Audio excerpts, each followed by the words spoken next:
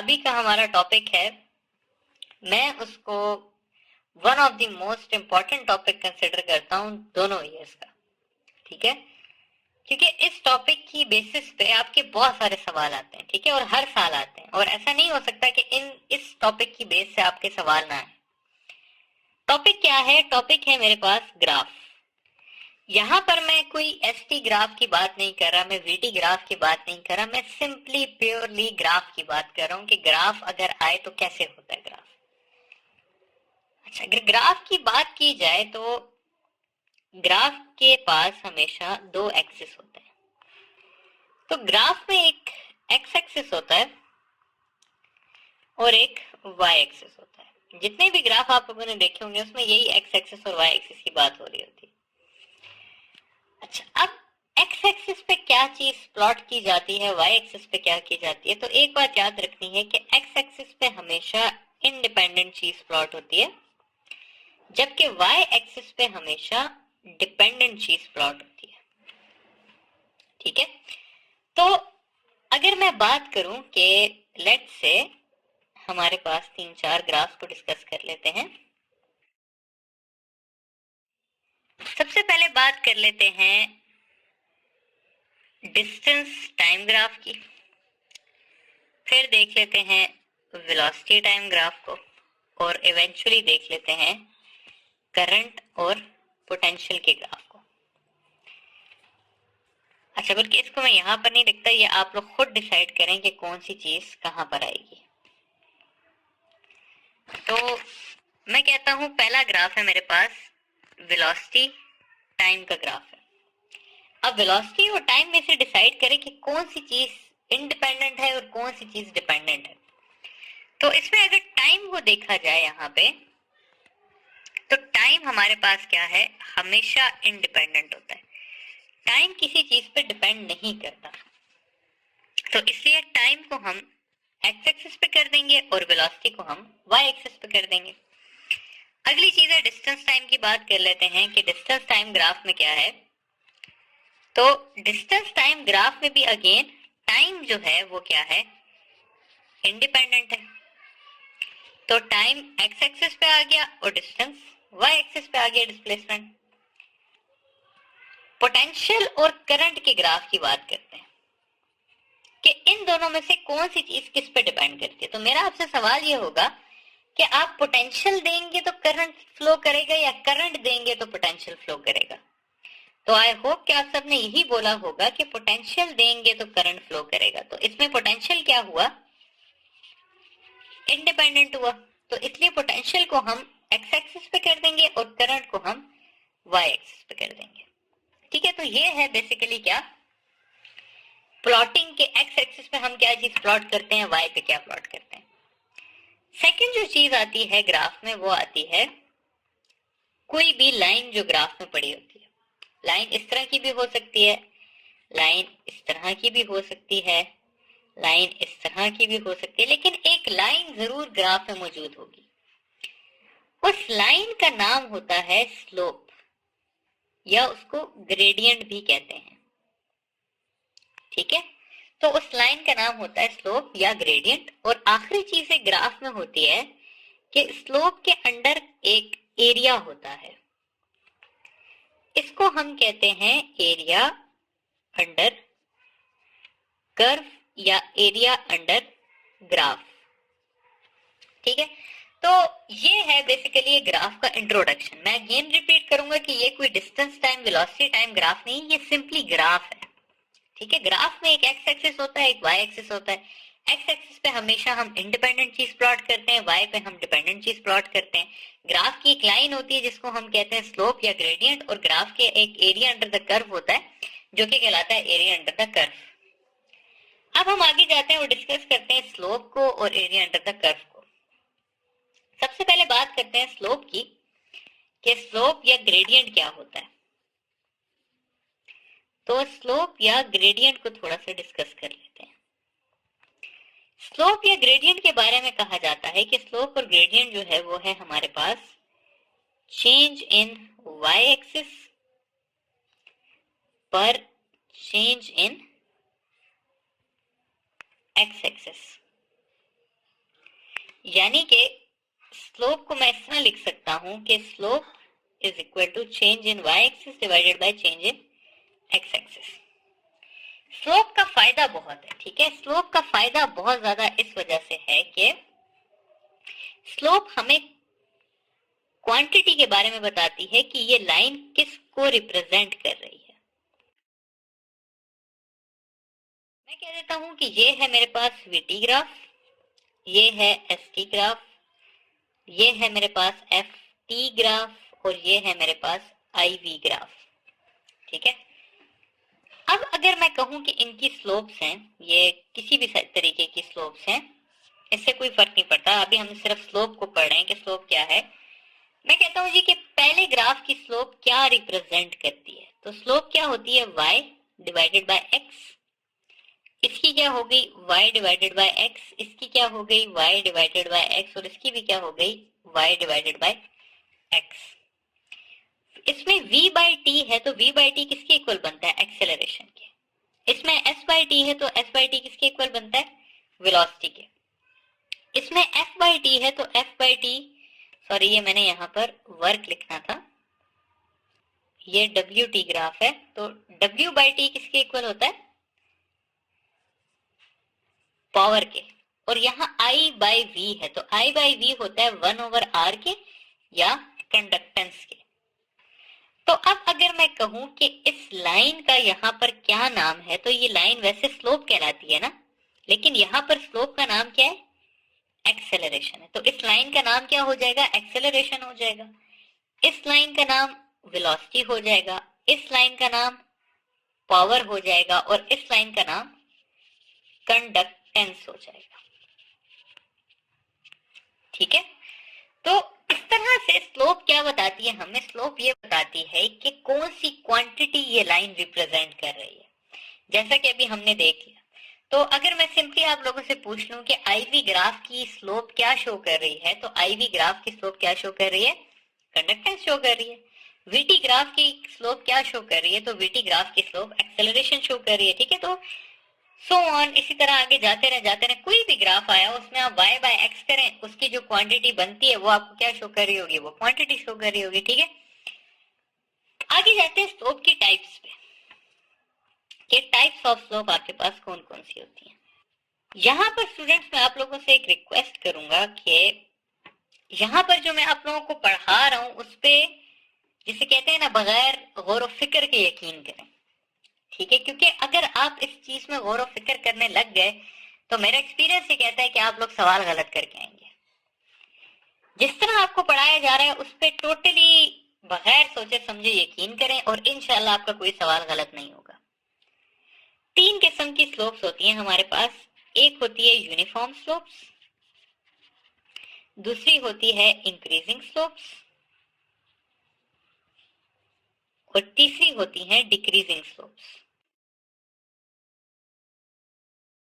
अब इस तरह है स्टूडेंट्स कि अगर स्लोप की शेप इस तरह की हो, इस तरह की हो या इस तरह की हो तो वो है यूनिफॉर्म स्लोप्स।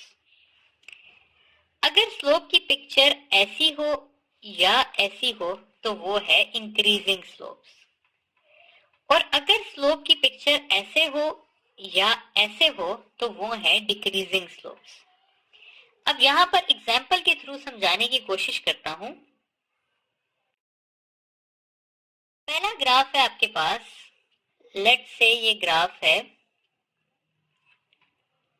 एसटी का है और ये एक ऐसी सी स्लोप है, तो स्लोप का नाम क्या होगा, स्लोप है G S by T, S by T होता है वेलोसिटी, तो स्लोप का नाम तो हमें पता चल गया वेलोसिटी। अब हम शेप देखेंगे कि शेप कैसी है, तो यहां पर ये ऐसी शेप है और ये शेप किस में आती है, यूनिफॉर्म में, तो मैं लिख दूंगा यूनिफॉर्म वेलोसिटी।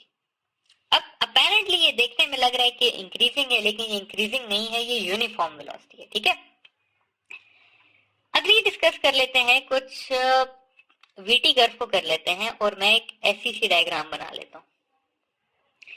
अब अगर आप स्लोप का नाम निकालें तो स्लोप है v by T, v by T होता है एक्सेलरेशन, तो इतना तो हमें पता है कि ये एक्सेलरेशन है। अब हमने डिसाइड करना है कि यूनिफॉर्म है, इंक्रीजिंग है या डिक्रीजिंग है। तो हम देखेंगे कि किस शेप में आ रहा है, तो ये इंक्रीजिंग में आ रहा है, तो ये हो जाएगी इंक्रीजिंग एक्सेलरेशन। आखिरी कर्व की बात करें तो मैं कहता हूं कि ये है IV कर्व, यानी कि करंट और पोटेंशियल का कर्व, और ये कर्व इस तरह से जा रहा है। अब I/V हमारे पास होती है कंडक्टेंस, तो इस स्लोप का नाम क्या हुआ, कंडक्टेंस। अब अगर मैं देखूं कि स्लोप की शेप क्या है, तो स्लोप की शेप ऐसी है, स्लोप की शेप ऐसी है, और ये कौन सा कर्व है, ये डिक्रीजिंग कर्व है। तो मैं लिख दूंगा कि ये किस चीज का ग्राफ है, ये डिक्रीजिंग कंडक्टेंस का ग्राफ है। ठीक है, अब आगे हम डिटेल से पढ़ेंगे भी कि भाई स्लोप के बेसिस पे हम किस तरह से क्लासिफाई कर सकते हैं, लेकिन पहले उससे पहले हम एरिया अंडर द कर्व को लेके जाएंगे। या चलें एरिया अंडर द कर्व से पहले हम इस तरह करते हैं कि ये डिस्कस कर लेते हैं। अच्छा, सबसे पहले हम देखते हैं डिस्टेंस टाइम ग्राफ्स को या डिस्टेंस टाइम कर्व्स को। अब ये जितने भी ग्राफ्स हैं स्टूडेंट्स, इन सब के y एक्सिस पे प्लॉट हुआ हुआ है डिस्टेंस या डिस्प्लेसमेंट, और इनके x एक्सिस पे प्लॉट हुआ हुआ है टाइम। ठीक है, इसको मैं डिस्टेंस की जगह डिस्प्लेसमेंट कर देता हूं ताकि कोई कंफ्यूजन ना रहे। कर्व की शेप कुछ इस तरह से है हमारे पास कि ये कर्व इस तरह है।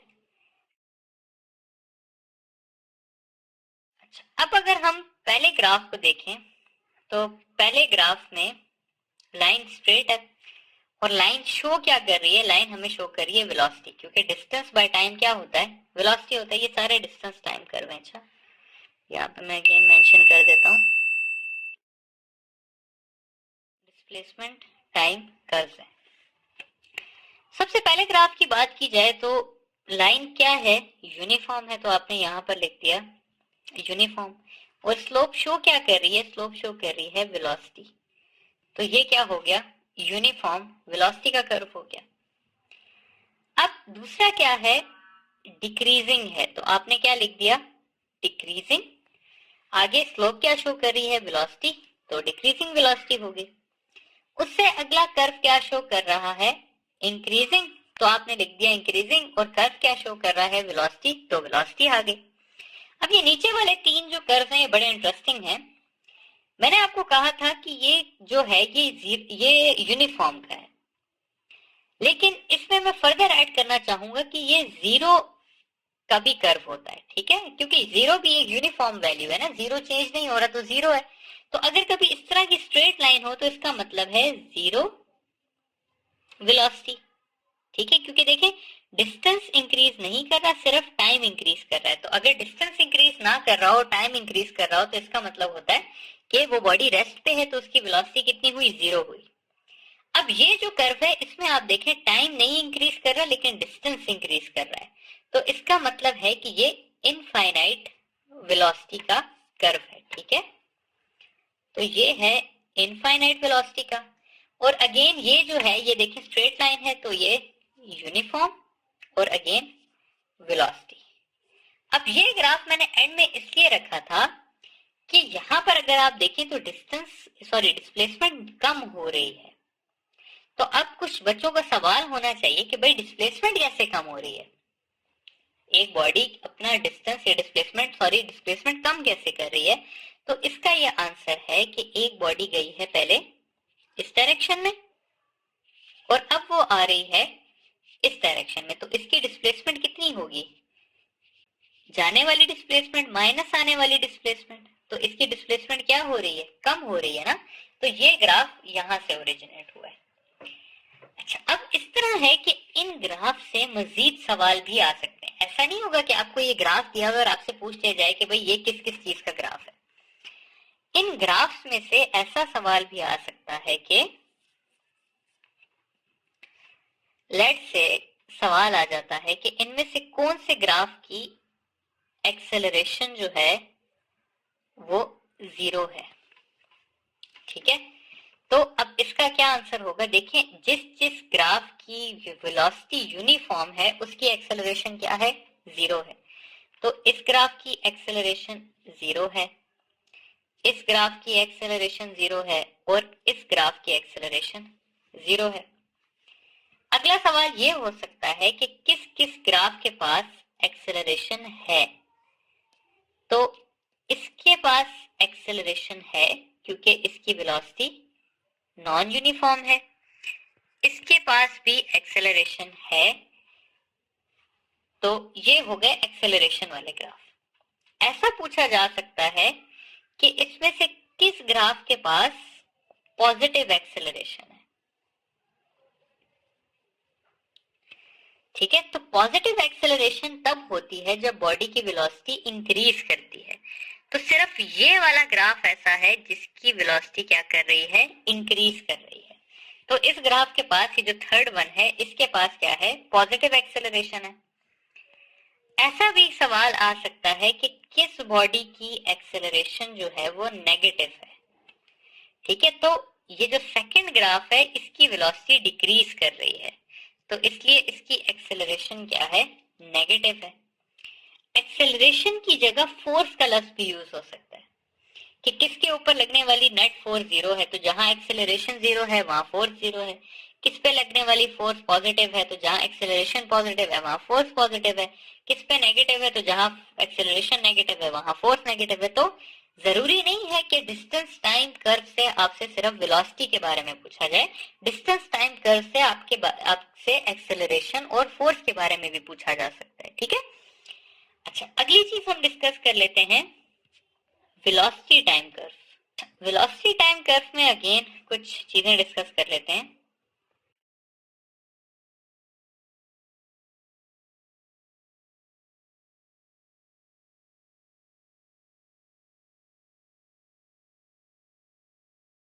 अब हमें ये पता है सिर्फ कि जो स्लोप है वो हमें शो कर रही है यहाँ पे एक्सेलरेशन। ठीक है, तो स्लोप का नाम क्या है, एक्सेलरेशन है। पहले ग्राफ की बात करें तो पहले ग्राफ यूनिफॉर्म कर्व है, तो ये हो जाएगा यूनिफॉर्म एक्सेलरेशन। दूसरा भी यूनिफॉर्म कर्व है तो ये भी हो जाएगा यूनिफॉर्म एक्सेलरेशन। तीसरा जो है वो इंक्रीजिंग कर्व है तो ये हो जाएगा इंक्रीजिंग एक्सेलरेशन। चौथा जो है वो है हमारे पास डिक्रीजिंग कर्व, तो इसको मैं लिख सकता हूं डिक्रीजिंग एक्सेलरेशन। फिर फिफ्थ ग्राफ जो है वो है इंक्रीजिंग कर्व, तो अगेन इंक्रीजिंग एक्सेलरेशन। फिर ये जो है ये डिक्रीजिंग है तो डिक्रीजिंग एक्सेलरेशन। फिर ये हमें पता है कि 0 है तो ये किसका हो जाएगा, 0 एक्सेलरेशन हो जाएगा, और ये हो जाएगा इनफाइनाइट एक्सेलरेशन हो जाएगा। अच्छा, अब नेक्स्ट देखने की बात यह है कि यहां तक तो हमें समझ आ गई कि कौन सी चीज इंक्रीजिंग है कौन सी चीज डिक्रीजिंग है।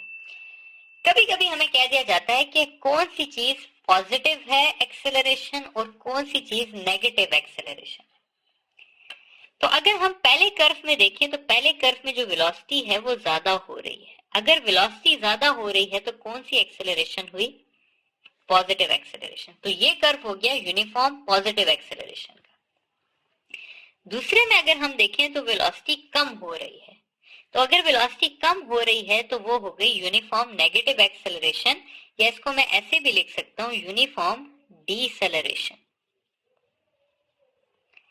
थर्ड में देखें तो वेलोसिटी इंक्रीज कर रही है तो इसको मैं कह सकता हूं कि इंक्रीजिंग पॉजिटिव एक्सेलरेशन।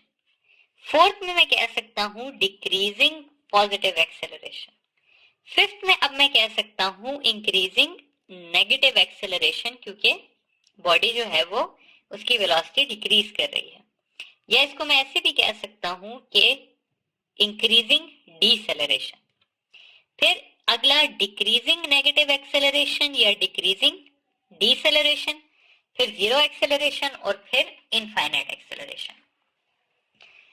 अच्छा, अगेन इनमें से कौन कौन से कर्व्स के बारे में सवाल आ सकते हैं, डिफरेंट देन एक्सेलरेशन। ऐसा पूछा जा सकता है कि इसमें से किन कर्व्स के पास यूनिफॉर्म वेलोसिटी है। तो इसमें से टोटल एक कर्व है जिसके पास यूनिफॉर्म वेलोसिटी है और वो है ये वाला कर्व। इसके पास सिर्फ यूनिफॉर्म वेलोसिटी है क्योंकि इसकी एक्सेलरेशन क्या है, 0 है। सेकंड सवाल ये पूछा जा सकता है कि किन किन ग्राफ्स के पास यूनिफॉर्म फोर्स है। तो इसके पास यूनिफॉर्म फोर्स है और इसके पास यूनिफॉर्म फोर्स है। क्यों? क्योंकि इनकी एक्सेलरेशन यूनिफॉर्म है और एक्सेलरेशन यूनिफॉर्म करने के लिए फोर्स का क्या होना जरूरी है, यूनिफॉर्म होना जरूरी है। अगला सवाल ये कर लिया जाता है कि किसकी यूनिफॉर्मली वेरिएबल वेलोसिटी है। तो इसकी वेलोसिटी यूनिफॉर्मली वेरिएबल है, सिमिलरली इसकी वेलोसिटी भी यूनिफॉर्मली वेरिएबल है। बाकी ये जो 4 ग्राफ्स हैं इनकी वेलोसिटीज वेरिएबली वेरिएबल है और इनकी फोर्स भी क्या है, वेरिएबल है। तो आई होप कि ये आपको कॉन्सेप्ट समझ आ गया होगा कि जरूरी नहीं है कि सवाल सिर्फ वीटी ग्राफ है तो एक्सेलरेशन का है। यहाँ पे हमने यूनिफॉर्म वेलोसिटी का सवाल भी बनाया, यूनिफॉर्म फोर्स का भी बनाया, यूनिफॉर्मली वेरिएबल वेलोसिटी का भी बनाया, वेरिएबली वेरिएबल वेलोसिटी का भी बनाया। तो डिफरेंट सवाल इससे आ सकते हैं। नेक्स्ट अगर हम बात करें तो लास्ट चीज आ जाती है हमारे पास एरिया अंडर द कर्व का कॉन्सेप्ट, कि एरिया अंडर कर्व के सवाल कैसे आते हैं। तो सबसे पहले देख लेते हैं कि एरिया अंडर द कर्व काफी देर पहले पढ़ा था, तो उसको डिस्कस भी कर लेते हैं एक बार कि एरिया अंडर द कर्व क्या है। तो एरिया अंडर द कर्व यहां पर आ जाता है कि अगर ये कर्व है तो कर्व ने जो अपने अंडर एरिया रखा हुआ है, यानी कि ये वाला जो एरिया है इसको हम कहते हैं एरिया अंडर कर्व या एरिया अंडर ग्राफ। और एरिया अंडर ग्राफ इक्वल होता है x इंटू वाई के। ठीक है, जो प्रॉपर्टी है वो है x इंटू वाई। एग्जाम्पल्स देख लेते हैं थोड़ी सी। एग्जाम्पल्स को अगर हम देखें तो एग्जाम्पल्स में आ जाता है हमारे पास वीटी ग्राफ को देख लेते हैं, इसके अलावा एफडी ग्राफ को देख लेते हैं, इसके अलावा आईवी ग्राफ को देख लेते हैं। तो एरिया अंडर द कर्व देखते हैं कि किसका कितना है। फर्स्ट ग्राफ की बात करें तो एरिया अंडर द कर्व इसका बन जाता है x इंटू वाई तो v इंटू टी। इसका देखे तो बन जाता है f इंटू डी और इसका देखे तो बन जाता है I इंटू वी। अब v इंटू टी होता है हमारे पास डिस्प्लेसमेंट, f इंटू डी होता है हमारे पास वर्क और I इंटू वी होता है इलेक्ट्रिकल पावर। तो सिंपली जब हम x को y से मल्टीप्लाई करते हैं तो हमें पता चलता है कि कौन सी क्वांटिटी ये रिप्रेजेंट कर रहा है। जैसे कि हमने देखा फर्स्ट ग्राफ में यही चीज डिस्प्लेसमेंट शो कर रही है, सेकंड में जो है वो वर्क डन है, थर्ड में जो है वो पावर है। ठीक है, तो ये है एरिया अंडर द कर्व का कॉन्सेप्ट। अब एरिया अंडर द कर्व के कॉन्सेप्ट से हम एक और चीज मैं आपको समझाना चाहता हूं कि आपके पास इनकी टेस्ट में 3 किस्म के एरिया अंडर द कर्व आएंगे। एक आएगा आप लोगों के पास ट्रायंगल शेप, एक आएगा स्क्वायर या रेक्टेंगल और तीसरा आएगा इस तरह से एक रोम्बॉइड या ट्रेपीजियम की शक्ल आएगी आपके पास इस तरह से। ठीक है, तो इन तीनों के लिए आपने सेपरेट फॉर्मूलास यूज करने हैं। ठीक है, आगे हम एग्जांपल से देख भी लेंगे distance time velocity time curve में। जो फर्स्ट ग्राफ है उसका एरिया आपने कैसे फाइंड करना है, उसका आपने फाइंड करना है हाफ बेस इंटू हाइट से। सेकंड का जो एरिया है वो आपने फाइंड करना है बेस इंटू हाइट से और थर्ड का जो एरिया है वो आपने फाइंड करना है half sum of parallel sides into height से। ठीक है, अब सवाल कर लेते हैं। सवाल कुछ इस तरह से है कि दो सवाल कर लेते हैं, बल्कि हमें एक वीटी ग्राफ दिया हुआ है कुछ इस तरह का, और कहा हुआ है कि इसका ये वीटी ग्राफ है,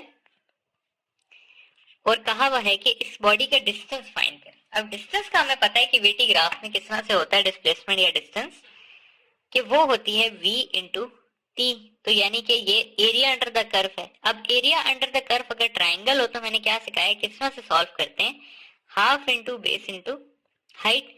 तो हाफ इंटू बेस है हमारे पास 10 और हाइट है 5, तो ये हो जाएगा 25 यूनिट्स इसकी डिस्प्लेसमेंट हो जाएगी। अगर यही हमारे पास इस तरह का कर्व होता, ये कर्व होता, तो फिर हम क्या करते, हम सिंपल क्या कर देते, ये अगर स्क्वायर है तो बेस इंटू हाइट, तो इस केस में ये हो जाता area is equal to base into height. तो बेस थी हमारे पास 10, हाइट थी 5, तो ये हो जाता 50 यूनिट्स।